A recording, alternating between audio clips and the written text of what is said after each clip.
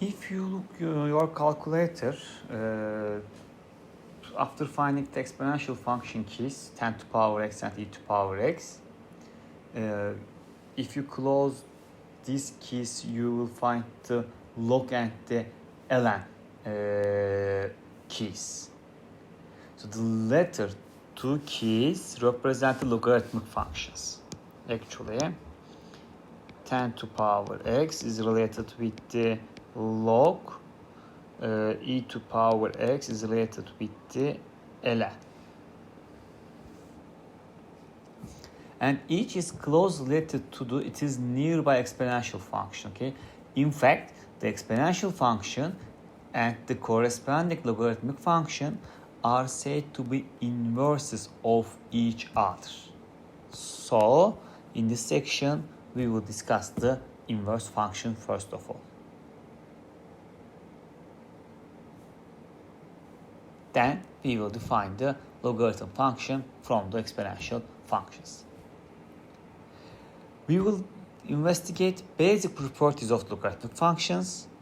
Maybe we can talk about the use of calculator to evaluate them for particular values of x. If I can do, I can show that, and apply them to real world number. Maybe in lecture time we can discuss how you can calculate the logarithmic values by using your calculator.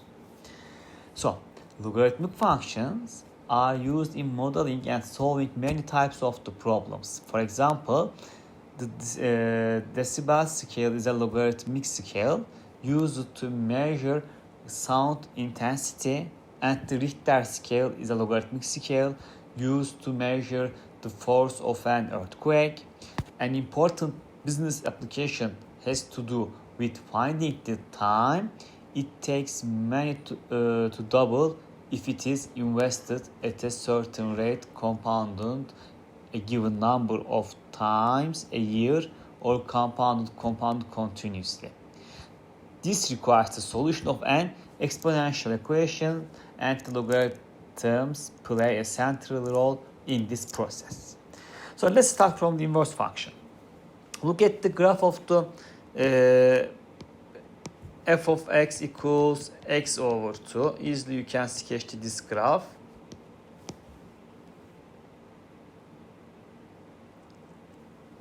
Okay, this is the graph of x over 2.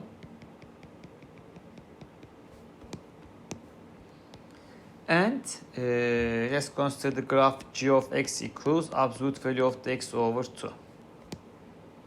These are very similar functions, but the graphs are different. And also one of them has an inverse, one of them does not have inverse. G of x equals absolute value of the x over 2. Or you can consider x and absolute value of the x simply.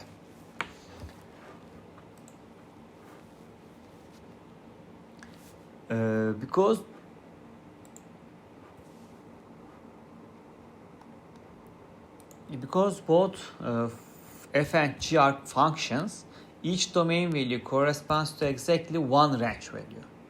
For which function does each range value correspond to exactly one domain value? This is the case only for the function f.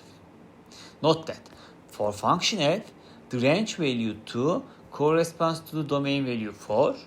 For the function g, the range value 2 corresponds to the both -4 and 4.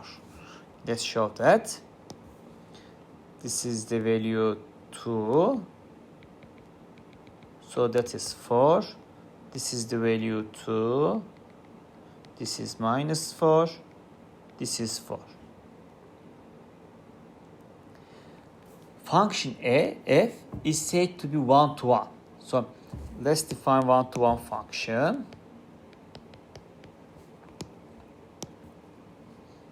A function f is said to be one-to-one if each range value corresponds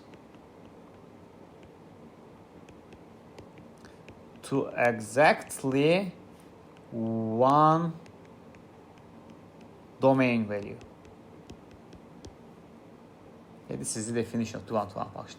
It can be shown that any continuous function that is either increase or decrease, increasing or decreasing, for all domain value have to be 1 to 1.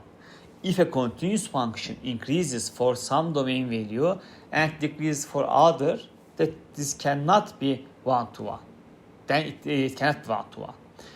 Okay? So what is increasing and decreasing? Maybe we can recall these concepts. Okay. We say the function f is increasing on some interval, on the interval a, b open interval, if f of x2 bigger than f of x1 whenever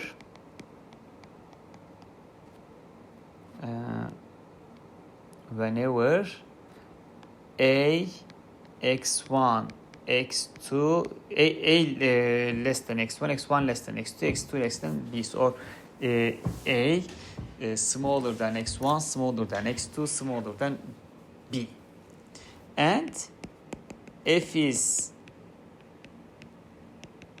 decreasing on the interval a b if f of x2 less than f of x1, again whenever a x1 x2 b. Clearly, let's look this two situation. On the interval a b always this is correct. For x1 here, x2 here, so x1 value smaller than f of x2 value. So x2 value somewhere here. This is for all x1 and x2 is correct, okay? So a value is that one, so always dislike to that one. So this is increasing function. And similarly,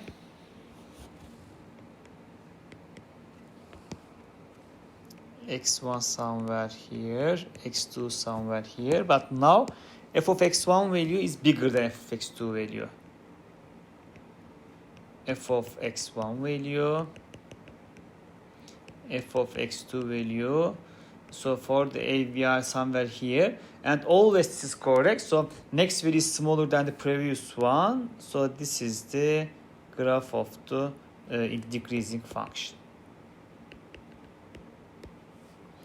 So if a function always increasing or decreasing and continuous, they have to be 1 to 1 function.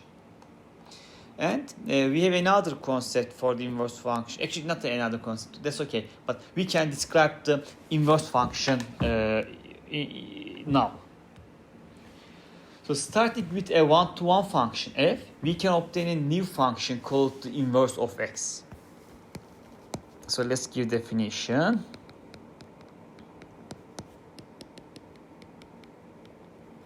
Inverse of a function. If f is 1-to-1 function, then the inverse of f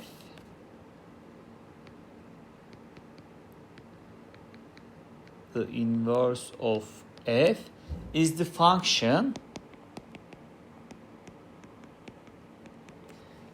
formed by interchanging the independent and dependent variable.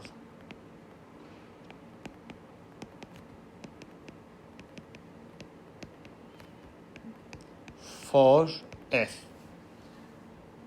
Thus, if AB is a point on the graph of f, then BA is a point on the graph of the inverse of f.